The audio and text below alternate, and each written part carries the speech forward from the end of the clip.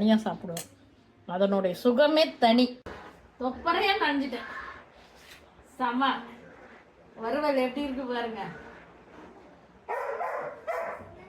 சாதம் வானல்ல போட்டு பரட்டிட்டு வந்தேன். இது குழம்பு சாதம், இது வறுவல். இது வானல்ல வானல்ல போட்டு பரட்டிட்டு வந்திருக்கேன். செம்ம சூப்பர் வறுவல் பாருங்க. அப்படியே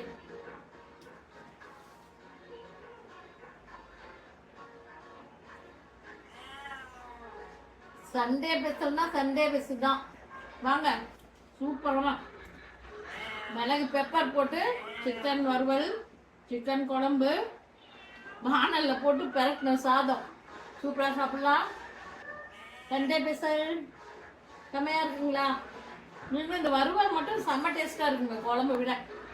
மசாலா சிக்கன் மண் சட்டி குழம்பு வாசனை வாசனை